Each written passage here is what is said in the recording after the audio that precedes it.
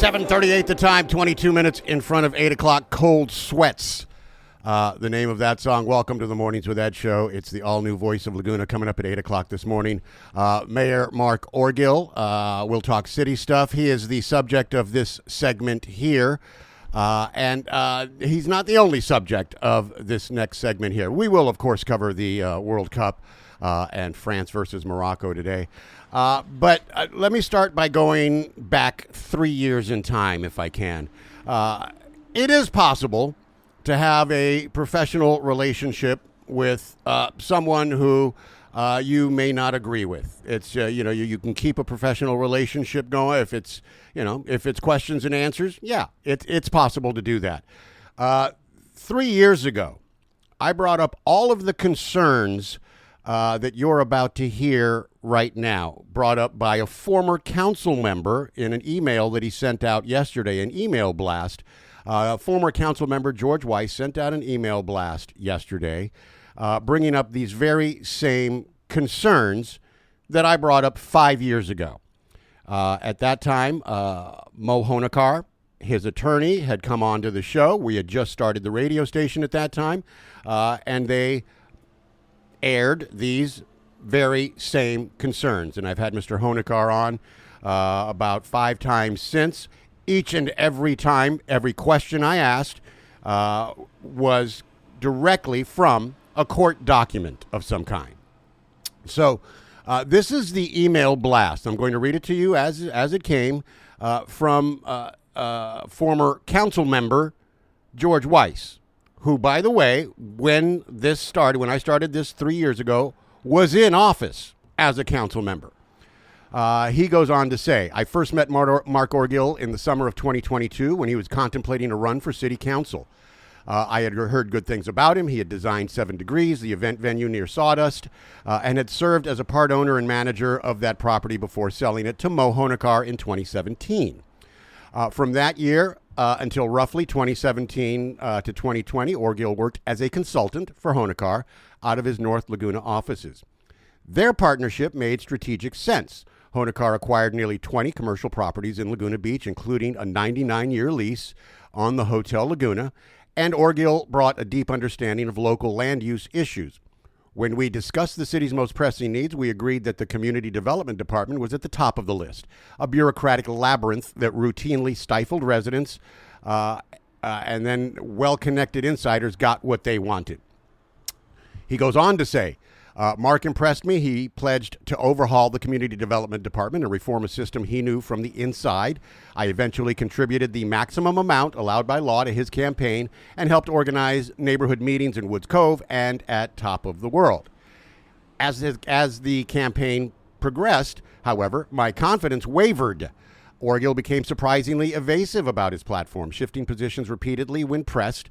At the neighborhood meetings, his unwillingness to answer questions directly was unsettling. The first sign that the reformer image might be more style than substance. I stepped back and watched as the facade began to crack. George Weiss goes on to say Mark had pitched his background as his greatest asset. He knew the system's flaws from the inside and out, and we hoped he would turn that knowledge into reform measures. But as the saying goes, campaigning is poetry, governing is arithmetic. Once seated on the dais, the bold rhetoric of systemic reform quietly lost its edge. The insider knowledge that was supposed to outmaneuver predatory developers instead manifested as a troubling level of sympathy for them. One had to ask, was Mark Orgill dismantling the developer-friendly machine or learning how to operate its levers for different set of interests? He goes on to say, these concerns reached a fever pitch at the June 23, 2026 City Council meeting, where Mo Honekar's daughters, Nikki Honekar-Bostwick and Hasty Honekar, delivered explosive allegations about the city's handling of their family's longstanding property disputes. Nikki Bostwick challenged the city's professed neutrality in her family's 3-year legal ordeal. Despite a landmark ruling affirming her family's ownership, she argued the city effectively enabled opposing parties to seize their assets.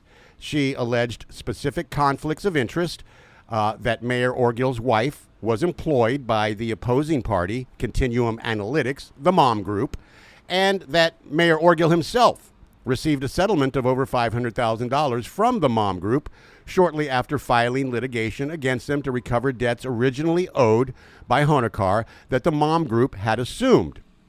She further claimed that police officers on the scene at the Canyon properties in 2023 at Terra and 4G Ventures were instructed by the city attorney's office to side with the opposing group and strip her father of his rights. And then he writes a note. The original settlement figure of approximately $511,000 was subsequently reduced to $312,000 after the mom group filed for bankruptcy. He goes on to say, Hasti Honacar focused on the lack of transparency surrounding the new Courtside Kitchen, a commercial food operation established on the public tennis courts adjacent to Terra Laguna Beach for this year's Festival of Arts season. She questioned how a commercial food permit was issued on public land without public disclosure, particularly given her family's existing lease on Terra. She reminded the council of June 30th through July 1st, 2023, when armed guards representing the mom group seized Terra and accused the city and the Festival of Arts of allowing that hostile takeover to proceed with zero accountability. The abrupt cancellation of a scheduled trial date in the lawsuit Mo Honacar had initiated against the city and the Festival of Arts, followed immediately by the public announcement of the opening of Courtside Kitchen, fueled her family's belief that there was a coordinated effort to strip them of their rights. He goes on to say, taken together, the allegations raised by the Honacar daughters from a pattern that the city has met with official silence, the mayor's wife employment by the opposing party, how Honacar was removed from Terra and replaced by the mom group, how the mom group assumed the Terra contract with the Festival of Arts, the settlement paid to Mayor Orgill and his wife by a related entity, and the armed seizure of a city-owned property leased to Mo while the city looked the other way. Several of these events occurred while Orgill was already serving on the city council. These events may or may not be proven illegal in court, but they raise questions. A genuinely transparent mayor who was intimately involved in the circumstances that produced them should be racing to answer.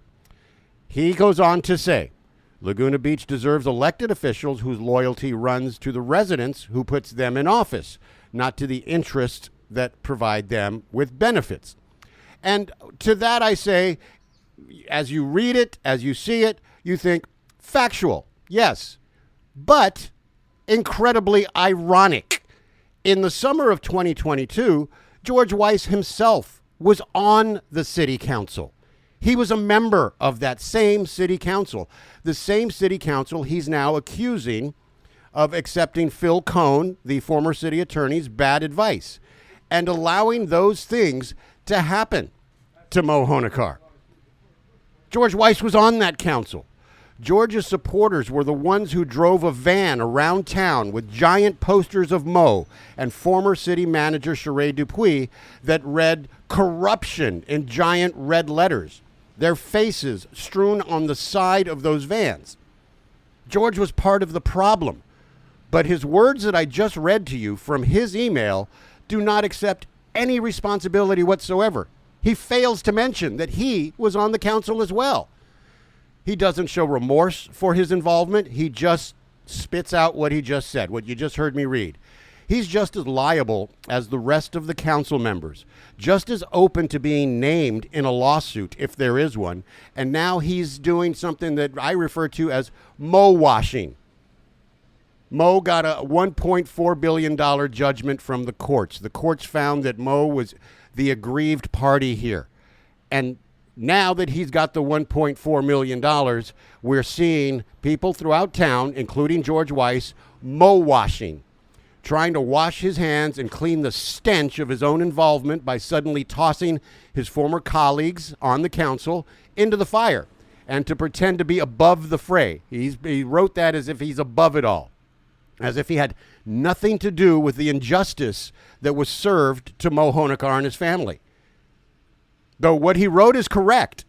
There's no doubt. And the things that Nikki Honacar and Hasty Honacar discussed at council meeting during public comment, absolutely correct.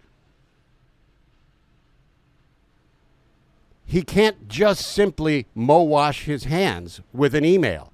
He, like all the members of the council who were in office then, and not all the members of the current council were in office then, and former city attorney Phil Cohn and George Weiss are all equally responsible. 7:48 the time. The Mornings with Ed show will be right back. Why